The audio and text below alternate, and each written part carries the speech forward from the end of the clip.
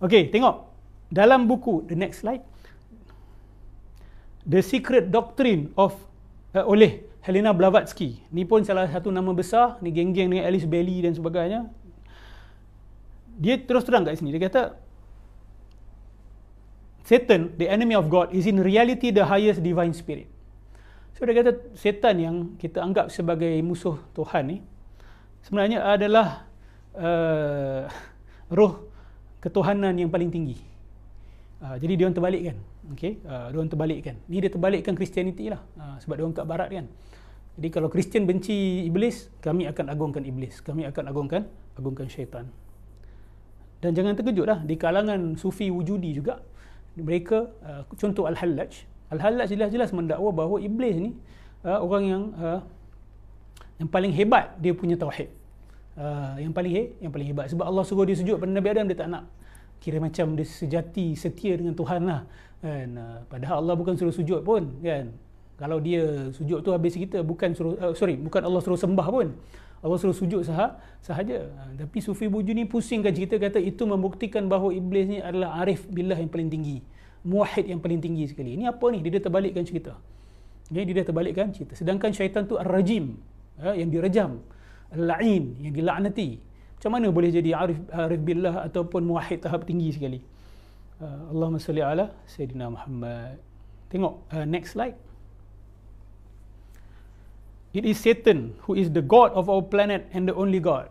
Ni The Secret Doctrine, Helena Blavatsky. Bahaya tak orang macam ni? Bila idea-idea dia meresap masuk ke dalam gerakan New Age, lepas tu masuk di kalangan business gurus kita, business coaching kita yang mereka tak perasan, mereka tak tapis. Mereka memanglah business guru kita tak sebut tentang setan dan sebagainya. Tapi ni masalah trickle down effect. Daripada atas dia tulen asli, lepas tu dah turun, dia tak asli tapi pencemaran tu masih tetap ada. Ini bahaya dia. Beliau dan Alice Bailey juga menamakan majalah mereka sebagai Lucifer. Okey, Blavatsky dan Alice Bailey menamakan majalah mereka Lucifer. Apa makna Lucifer? Makna Lucifer adalah the bearer of light. Dia nak mendakwa bahawa iblis tu atau syaitan tu yang Tuhan halau daripada syurga tu, sebenarnya Tuhan halau dia sebab dia membawa ilmu, dia bawa kebenaran yang dia bukakan kepada Nabi Adam, dan Tuhan tak mahu kebenaran dibuka kepada Nabi Adam. Tuhan nak sembunyikan daripada Nabi Adam. Jadi setan ni baik. Setan ni adalah watak yang telah dizalimi. Siapa zalimi setan? Allah zalimi setan, kita pun zalimi setan.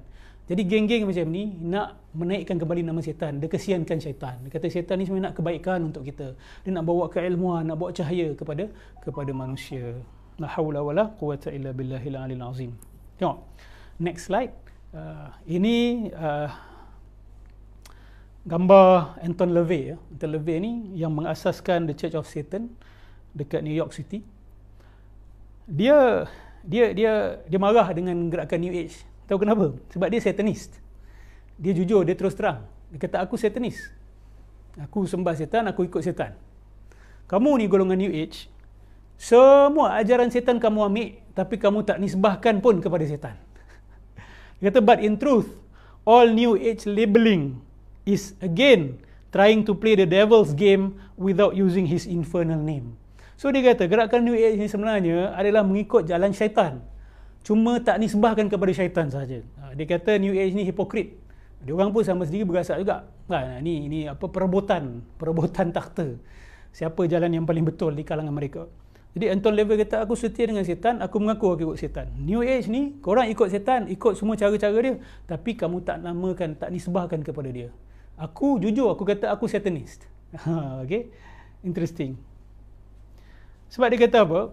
Dalam buku New Age ni, contoh, instructions for guided meditation. Dia kata, creative visualizations, out of body experiences, getting in touch with your spirit guides, fortune telling by cards, crystal balls, or the stars. Dia kata amalan-amalan ni semua sebenarnya adalah amalan-amalan kesyaitanan, amalan tukang sihir. Dia kata ini pengakuan satanis ni. So kalau it comes from the horse's mouth, dia orang kata ni memang amalan kita. Dah tu datang orang agama kata, oh tak, ini amalan orang-orang soleh, orang-orang tinggi. Ini mana satu ni cerita ni. Tu yang jadi teori, ada white magic, ada black magic dan sebagainya. La haula wala quwwata illa billah al-azim. Rasulullah, para sahabat, para tabi'in tak pernah ajar pun white magic. Okay. You minta pada Allah, lepas tu you berusaha sebagai manusia biasa. You nak pergi daripada sini you nak pergi Singapore, kan? You gunakan transportation biasa. You usaha cari duit. Lepas tu beli tiket kapal terbang ke, beli tiket bas ke, kan? Lepas tu ataupun naik kereta, bayar minyak. Itulah cara kita. Ni tak cari macam mana nak astral kita bagi teleport, kan?